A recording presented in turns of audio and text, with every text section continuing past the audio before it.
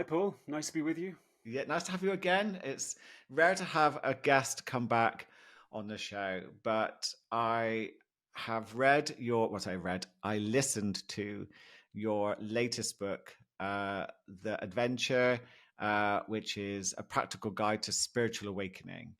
So I had to get you back on the show. So thank you so much for coming back, and congratulations on an You're amazing welcome. book. Oh, thank you very much.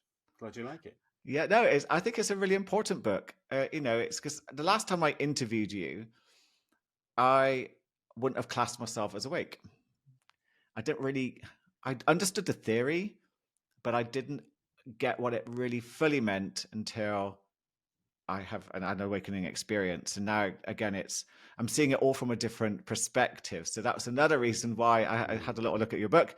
And also, I thought we could have a little dive into that here. Um, but just for for listeners of the show, um, what is spiritual awakening? The way I define it is an expansion and intensification of awareness. So it's an opening of awareness in lots of different, well, in four main perspectives, in four main aspects. Yeah. The first one is that there's an opening of perceptual awareness, so that the world becomes more real and more beautiful. It becomes fresh and alive.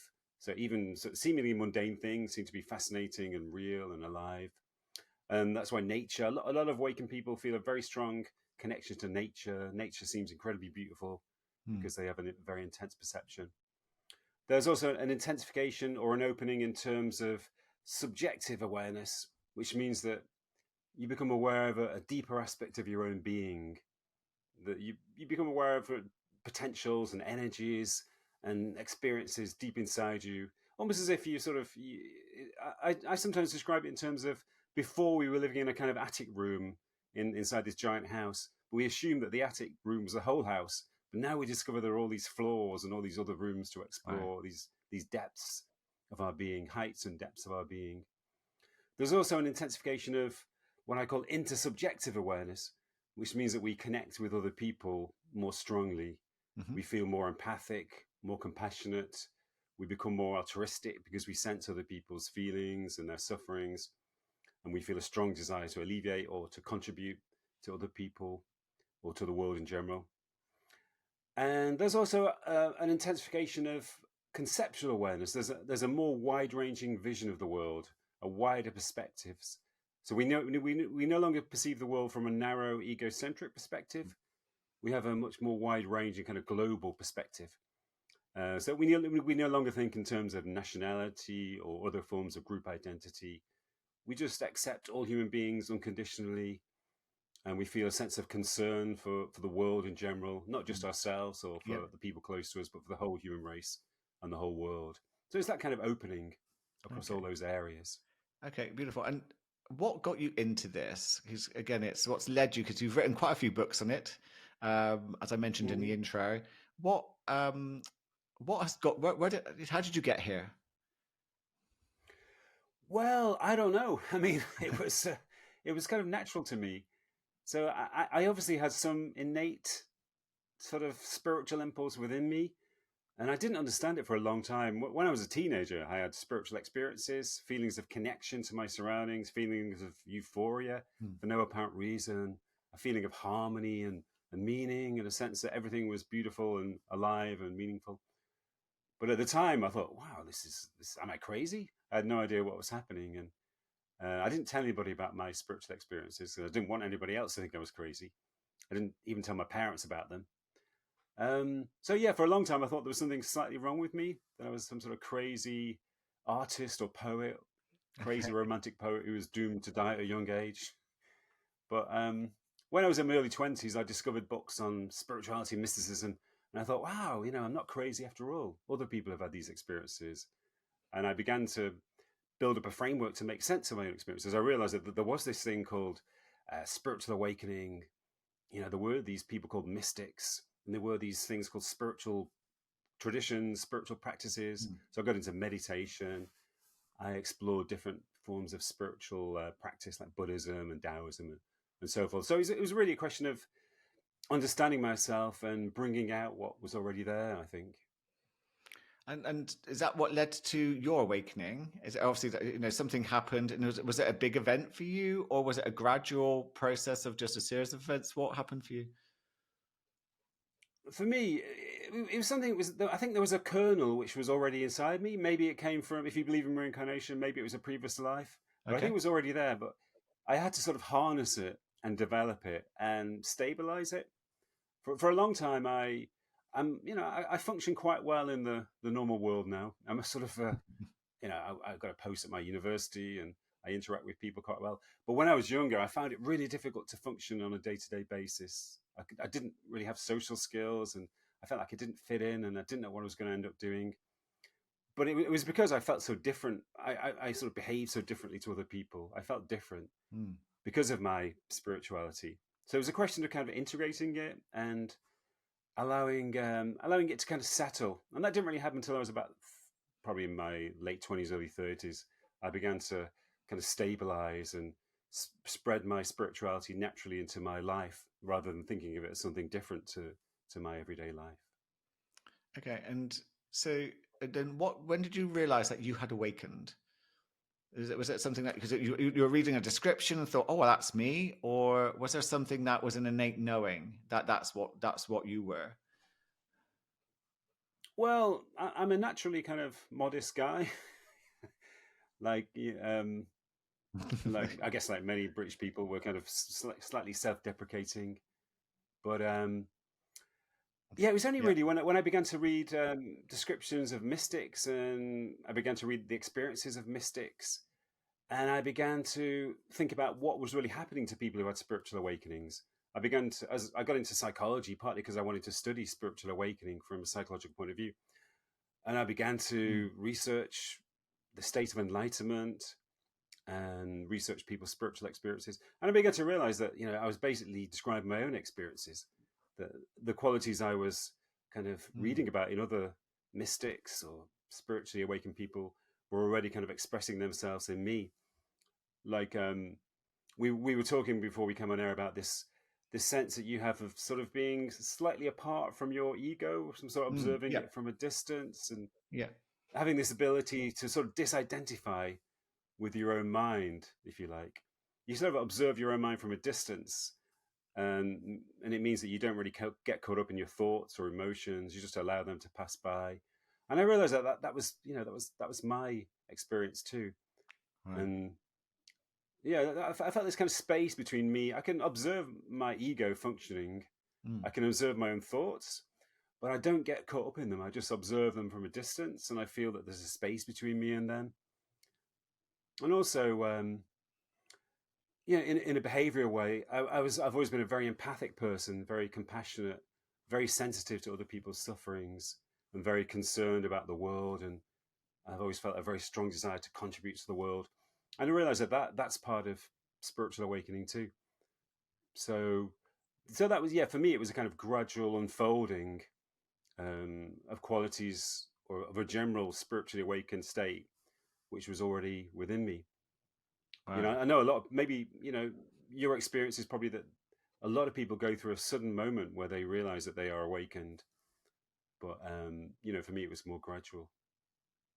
Yeah, mine was definitely like a jolt, where suddenly I knew Mm-hmm. I was awake. I knew it was like almost like a secret smile within me, and because I was sat there just thinking, I just feel connected to everyone and everything, and I am everything and everything. This is it. I'm just this consciousness having this experience, and so I knew it wasn't something that you know, maybe it was because I'd read about it, but I just knew from an innate knowing that this was who I really was. And Mm-hmm. the other stories, the mind identification was just illusion. Everything that has been holding me back in life, all that I've been driven by, to be fair, was an illusion.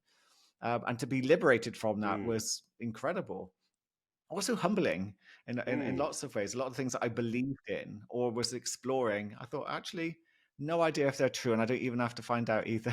I can just leave them be. I won't know. Yeah. I mean, I love the description in Taoism that, when you become one with the Tao, then you lose your kind of your own identity, and your life becomes the expression of the Tao. So your life begins to flow very easily and very naturally. You don't have to try hard. You just sort of allow life to flow, and you go with the flow. So life becomes kind of more effortless without that intense striving which characterizes the ego. Yeah, and this is what I want to talk about with your book, because describing waking up and the benefits, what it can do for you and how it feels. So sometimes hard to put across in a way, and also people, well, how can I awaken? What is that about? What do I do? And your book would be, and I have recommended it. I know a few of my clients have bought it. Um, is a practical guide. So what so we discussed what waking up actually is. What can a person begin to do if they're listening to this? And maybe they're listening to this because there is a part of them thinking, actually, maybe it's my time to wake up. What can someone practically Hmm. do to begin that process? The premise of my book is that awakening consists of various qualities. Well, I speak about 8 defining Yeah. qualities which have emerged again and again in my research and in my own experience and in my studies of the world's spiritual traditions. So my assumption is that if you focus on these 8 qualities and you begin to cultivate them, and I suggest various exercises, meditations, and Mm. strategies to develop these qualities, then you will effectively be cultivating awakening itself. So one quality, for example, the first quality I discuss is disidentification Yeah. from the ego, which we briefly discussed already. Mm. And I mean, all of the qualities of wakefulness are kind of, they should be developed in parallel. They're all kind of equivalent to each other. And they're so closely interlinked that when you develop one quality, you naturally develop the others as well.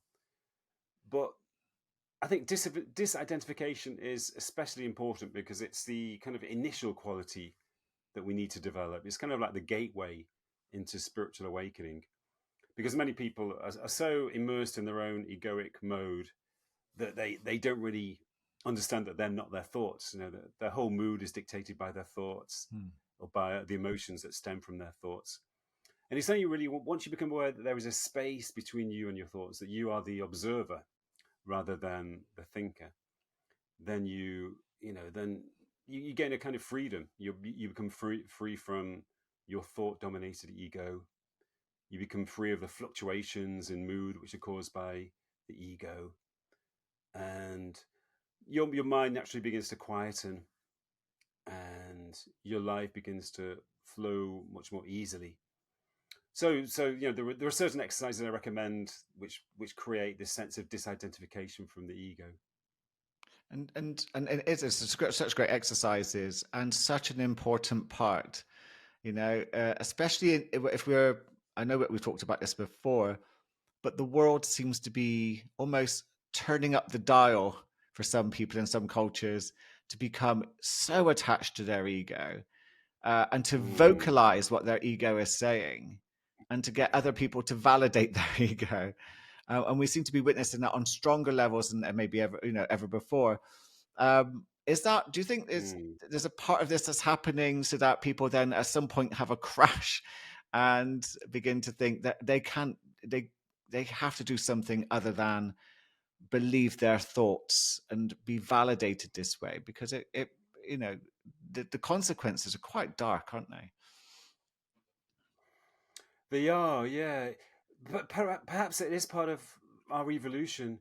I think a lot of people initially have this belief that you can gain happiness through possessions or through status, through achievements.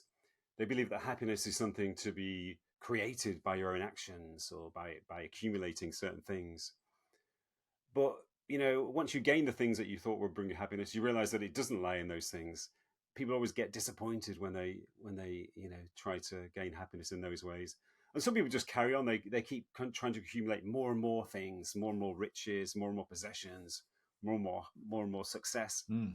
But a lot of people, at a certain point, they realize, wow, this isn't working. I need to look elsewhere for happiness.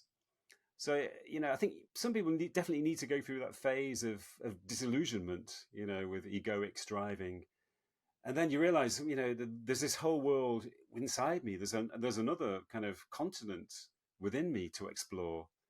So you begin to sort of turn away from the external world of accumulation, and you begin to enter a new world of inwardness, where you realize that happiness is actually, well, let's say contentment or fulfillment. Contentment or fulfillment are actually inner states, and no matter what's going on outside us, we always have the potential to generate well-being within ourselves, or to find well-being within ourselves. So maybe it's all part of that process. Just as a quick question about that, and I agree with you. I think, I don't know, it almost seems like there's a crescendo happening where people will suddenly just go, I can't carry on the way I'm carrying on. Something has to change. And that inner crisis can lead to an awakening or exploring what they can do differently. But you say we all can, Yeah. we can all generate that well-being within us. And that, if we look at awakening, that we're all one and we're all connected. And often people ask me, well, what about people in Ukraine, or people in war-torn Sudan, who are struggling? How do we reconcile that with awakening? Or is it just, as someone asked me as a question, is this just a privilege that you have compared to other people? And it'd be interesting to see what you would say on that. I guess people must ask you a bit about, well, what about all the darkness going on in the world? And there's a lot of it we could focus on. Yeah. So what are your Well, thoughts? my view is that the darkness in the world is caused by the unawakened state. It's caused by a state of separation and inner discord. Yeah. And I mean that in a very literal sense. One of the great things about becoming awakened to some degree is that you lose that desire for conflict with other people. You lose the desire to, steal other people's possessions, to conquer other people, to take revenge on other people. All of that falls away. But if you're in an egoic, unawakened state, then you feel a sense of separation. You feel a sense of incompleteness and vulnerability. So you're constantly living in a defensive and aggressive mode. So you do feel this desire to take other people's possessions, to take revenge on people. You feel the desire to complain and criticize. So, the root of warfare and conflict is that state. So really, ultimately, the only hope that human beings have to live in harmony is to move towards awakening.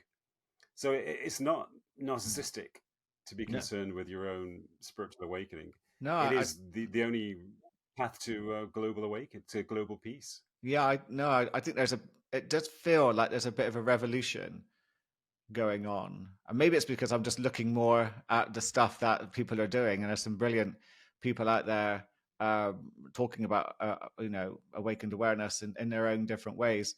And what about in regards to like famine? If we're looking at other people suffering, do we think that's from, yes, man could help, but if someone is really struggling and they can't get that innate well-being, what about, what can they, what would we say about that sort of situation?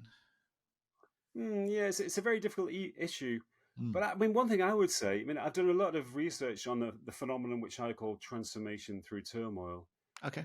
And I don't want to in any way sound blasé about people suffering, but this idea that you have to transcend physical hardship or environmental challenges in order to experience wakefulness is not necessarily true. There are lots of people who are struggling in the world who will experience spiritual awakening. I've done a lot of research on people who have awakenings while they're in fighting in war, soldiers, who have awakening experiences, people in prison who have awakening experiences, people who suffer bereavement. This is all really common. I've written 2 books about these experiences. So yeah, we shouldn't assume that people can't experience spiritual awakening because they're living in poverty and conflict. In fact, in some ways, they're more likely to experience it because it can arise from crises and hardship. But even if you do take that perspective, everyone in the world is going to reach a point at some point. If they're lucky, if you're lucky, you will reach a point where your life becomes stable and comfortable. And most of us who live in Britain or America have reached that point. Most Europeans are lucky enough to reach that point. So you're gonna reach a point where you have to consider spiritual awakening. When your life does become comfortable and easy. Yeah. then you're going to realize that you are dissatisfied with your life as it is, that you need something more, and that happiness lies elsewhere. So it's a point that all human beings are going to have to encounter at some point. Yeah, I love that. I love that. I think I agree with you. I think there's a real, you can only, focus on things outside of yourself for so long before you have to look inwards. And it does, it creates an element of hope, doesn't it? That this world could be, for our ancestors especially, who are, I was talking to someone today saying, well, it's still me, my ancestors are still me, but I'm just Mm, in a different expression. So what, me investing in my future self is, has different meaning when we're everything and everyone, and even our future selves. yeah. Yeah, yeah. I think we also need to consider that we're all interconnected. Yeah. No man is an island, as the saying goes. And when you experience awakening, you realize that as you have done, you Mm. realize that especially powerfully that you're not a separate individual. You are connected to every other human being, not just the people close to you, but all other human beings or all other living beings. Yeah. So the development that you undergo as an individual and the awakening that you undergo as an individual will affect the whole human race, even if only on a small level. It will affect everybody. It will increase the potential for awakening in the whole human race. Mm. So I've always thought that the more people who awaken, the easier it will be for other people to awaken, and Absolutely. eventually, maybe awakening will be normal for human beings. And that's what I liked about your book. That's how you describe it. Is it's a really normal thing. It's not for special people. It's not for someone who sat in a monastery for 50 years on living on bread and water. It literally is for everyone, and that's why I think your book is so important. And you talked about disidentification as a step. What would be another important step that you could let listeners in on that would help them with awakening? Another one is um, detachment, Mm. and by detachment, I don't mean becoming indifferent or distant from other people. Um, Attachment means that you no longer depend on external things for your well-being and your identity. So normally, human beings are attached to a lot of things which give us a sense of identity. We're attached to our beliefs. You may identify as I don't know if you're American, you might identify as a Republican or a Democrat. You might identify as a religious person, a Christian or a Muslim. So that gives you a sense of identity. You also are attached to possessions. The things around you, your possessions, give you a sense of identity too. Your house gives you some identity. Your roles in society, maybe your job, your hobbies. So there are lots of things that give us a sense of identity. But in spiritual awakening, these external attachments begin to fade away. So you don't feel attached to possessions anymore. You can value your car or you can value possessions because they're useful, but you don't need them anymore. Um, and you sort of drop your beliefs as well. You don't really need to identify as a religious person or with a particular political party. Even a football club. I've met some people who were big football fans before they were awakened, and afterwards they dropped. They still enjoyed watching football, but they Yeah. dropped the allegiance to one particular team. So and it's incredibly liberating to be freed of these things, to be freed of these attachments. It's also ambitions as well. A lot of us are attached to ambitions. I'm going to do this in the future. I'm going to be a successful author or film star.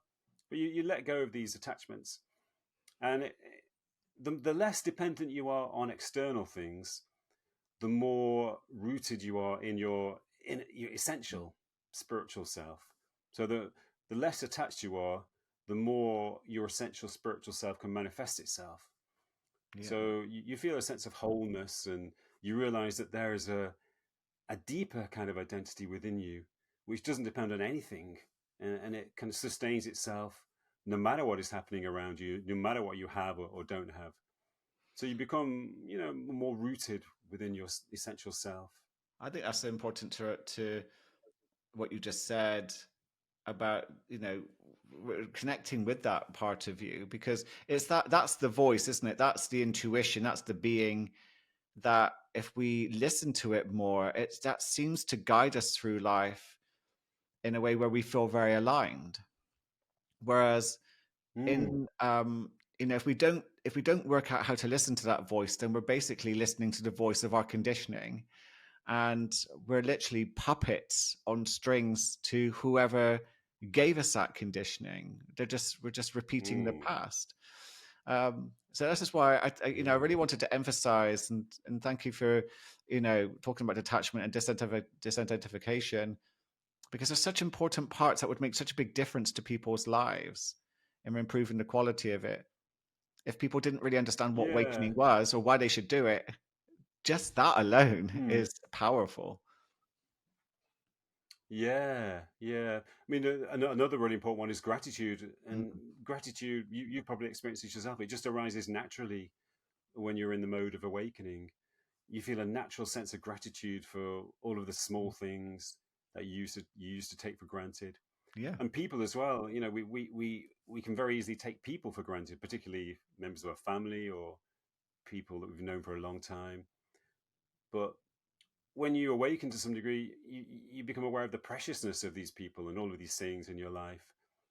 I have an exercise based on traveling to the moon, because so many of the astronauts who went to the moon in the late 1960s and early 70s, they had transformational experiences Yes. based on the fact that they felt an overwhelming sense of gratitude for life on Earth.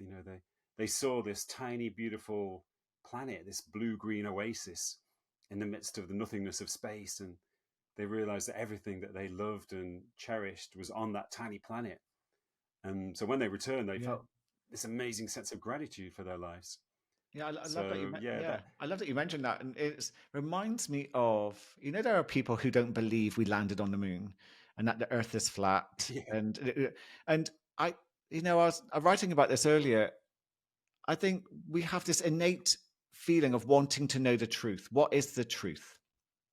And our desire for the truth, I think, is part of our awakening. Well, who am I? What am I? What's this really all about? But the mind distracts us with illusionary truths that we get drawn mm, to and become very distracted by, attached to, and in a way that creates this obsession or mission, but takes us away from something that we never will fulfill unless we begin to look back at what is the truth, what actually, mm, who am I? Not did we land on the moon yeah, or anything like that, but who am I? And I think that's often missing when it comes to getting lost in truth seeking. yeah. I mean, those kind of that form of truth is based on, it's conceptual. It's based on Mm. beliefs and Yeah. ideas.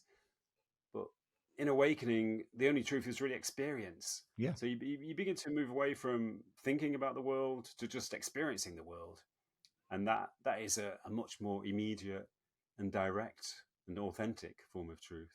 Yeah, just let go of things that really are none of our business. That's what I found. Yeah, I got friends who, they tried to tell me about conspiracy theories, Yeah. but I'm just not particularly interested. Hmm. I don't think No. it's particularly relevant to me, because I know it's just mental. I don't mean mental in a derogatory sense. It just comes from the mind. So Yeah. I'm interested in experience.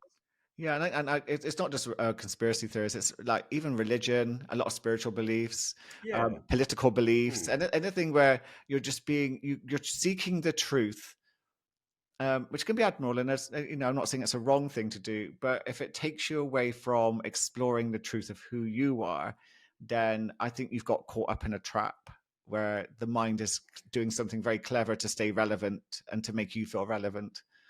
Because I agree. you're truth seeking. I agree. I think that when the mind feels threatened, that's when it invents stories. Mm. It's like, Yes. look at me. I'm interesting. Pay attention to me. So yeah, it's a little bit insidious. Particularly when you get immersed in those stories, they tend to become more elaborate, and you get more divorced from your essential. Our essential nature is not conceptual. It's not thought. It's kind of spacious awareness. Mm. Experience. It really is. And when a person is awakened or awakening, what challenges will they face?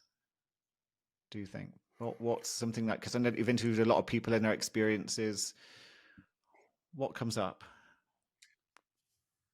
Sometimes if a person doesn't understand what's happening to them, Mm. if they don't know anything about spirituality, they've never explored meditation, or they don't know anything about spiritual traditions or Buddhism or Taoism, etc., they'll be, well, not always, but they will often be confused and think, oh, I feel great, I feel connected, I feel marvelously alive, but what's happened to me? Who am I? I'm not the same person I was before. Mm. And their friends may say to them, what's happened to you? You seem different. You're strange. Have you taken some psychedelic drugs? So they may start to doubt what's happened to them. Oh, maybe there's something wrong with me. There's one guy I interviewed who had an awakening experience when he was in prison, and he had no idea what happened to him. And he actually got hold of a textbook of psychiatric disorders, and he started reading the book, trying to locate his disorder, his Wow. symptoms.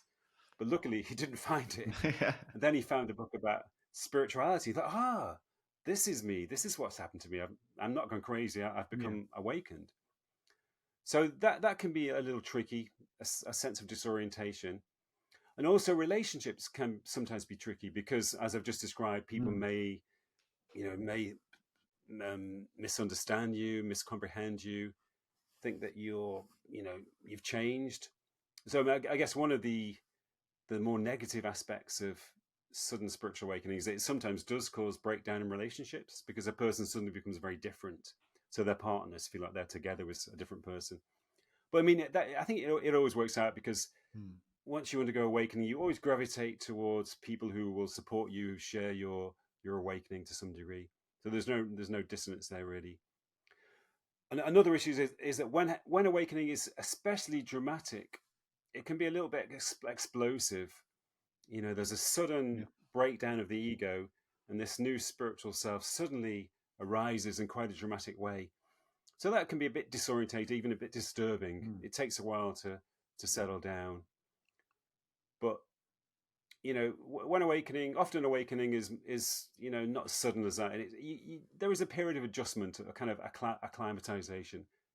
I mean, basically, you've kind of landed in a new landscape of spiritual wakefulness, and it's a kind of more rarefied air. Everything looks brighter, and Yeah. it takes a while to get used to it. It does it does take a while to get used to it. One thing that and actually your book actually mentioned this, and I'm glad it did, was I noticed that I was very heightened in energy. I went away skiing, and the energy was just. I was just thinking, it was like I was having hot flushes, and I was thinking, am I having the menopause? I am of the age, I guess. But and it was also like a sexual heat. It was very, very strong. It was very, and it's dissipated. So that's that. It's the thing. So for a moment, I was thinking, what is this? What is this going on? And luckily, you mentioned it in your book. So I was quite grateful. Yeah, that's interesting. Not everybody has that, but I once wrote a paper called Two Modes of Sudden Spiritual Awakening. One mode is kind of when the ego Yeah. dissolves, and then a new self seems to arise in its place. That's why it sometimes happens in the midst of trauma and turmoil, because that breaks down the ego, and Mm. suddenly a new self arises. But awakening, it can be sort of more um, you know, I described that it is sometimes almost a sexual energy that kind of releases itself. It's almost as if there's a kind of energy center. I mean, this relates to what Indian philosophy calls kundalini, Yeah. again, energy, which is supposed to be at the bottom of the spine. And you can gradually cultivate it, or it can suddenly explosively arise within you when it causes a lot of disruption. But it is very energetic. There's a sudden release of very potent energy, and it takes a while for it to settle down, but it always does settle down. It's just like an earthquake. An earthquake sort of quickly settles again, and the ground becomes still again. Yeah, no, it was, it So was, it's it was, it was, it wasn't unwelcome. It was a very, but I wasn't used to, like, it was just like a throb just flowing through me up. It did flow up. And then it would just, I just felt, God, I felt, super connected to everything. It was just a strange energy that, yeah. And then then it did die away because I don't think I could quite cope with that being 24/7 yeah. and still continuing months Did it later. cause That any would problems with things like did it cause any problems with sleeping or Yeah. It was or everything became mm, heightened. Everything became heightened, but yeah. not in a tense, anxious way. It was just a stronger sense of awareness, and I could feel this like heat in my body. So I sat Mm, with it and just I'd heard about the Kundalini. I'd looked in chakras before, and I thought maybe it's that, but I don't want to get caught up in a belief system. I'm just going to sit and experience this and just. no. And I knew I was safe, and it wasn't anything too odd, but Mm, it was. I wasn't expecting that at all. yeah. I think once you get out of the kind of cramped space of the ego, or once the Mm, ego dissolves, you suddenly have access to a lot more energy within you. mm. You know, I think most human beings live in this sort of fairly small space of the ego, and that's the whole focus of their attention and their identity. Yeah, yeah, And you sort of become detached from deeper levels of energy and deeper levels of being within you. But when the shell of the ego breaks, then you suddenly have access to all of these potentials and energies within you.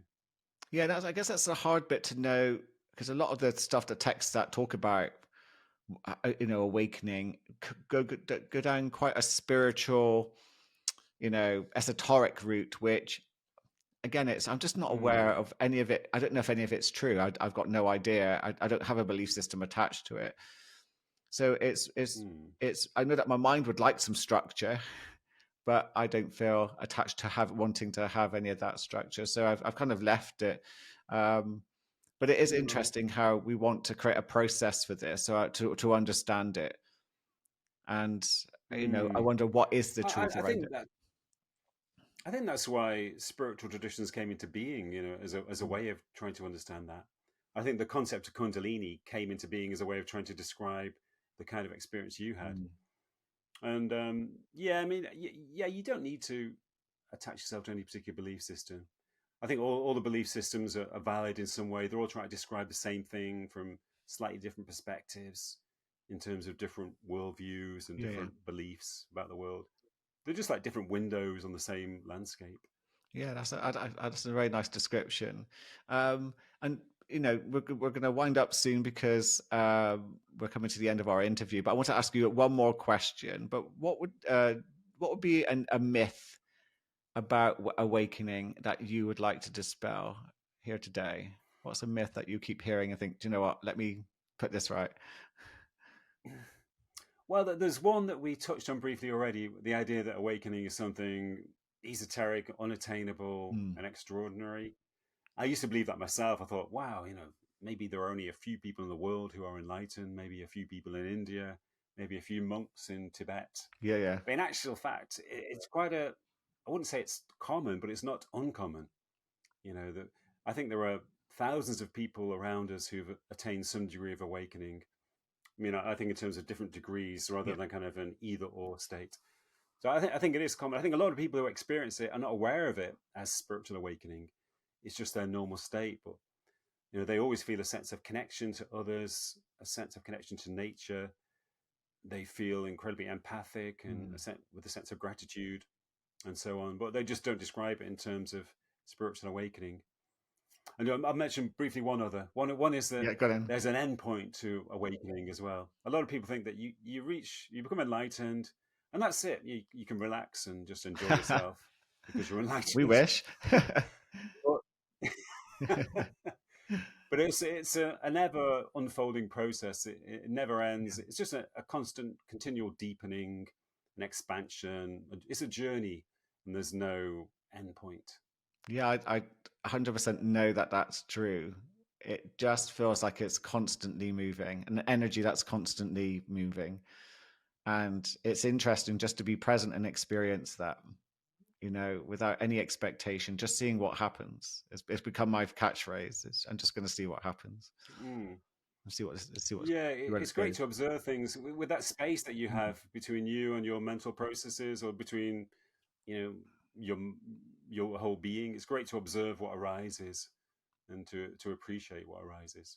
Okay. And so, if anyone wants to find out more about you, because it's just been a great interview, and I'm sure people are thinking, I need to get this book, which I'm going to heartily recommend.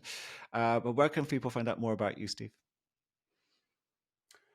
The best place is my website, which is stephenmtaylor.com. That's Stephen with a V, M for Mark, stephenmtaylor.com. And there's information about how to get hold of the book and information about my upcoming online course as well.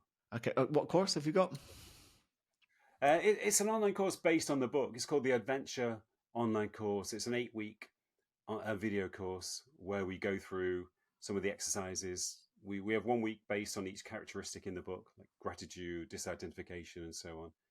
And the sessions I'll guide people through exercises, and we'll cultivate those qualities in order to experience an overall state of wakefulness. Beautiful. And that's starting on the 7th of April. Brilliant, beautiful. If I'll get a link to that, and I will pop it into the show notes. So all you got to do is scroll down through this episode. You'll see show notes on how to contact myself or how to contact Steve, and also the link for his course. Steve, never enough time to talk to you, but thank you so much for coming back onto the show to discuss your new book. Thank you. It's been an absolute pleasure. No worries. Thanks, Paul. Thank you. And to everyone watching this on YouTube, especially, thank you so much for joining me for this special episode with Steve Taylor. And I'll look forward to connecting with you in the very next episode. Have a wonderful, peaceful, and present day.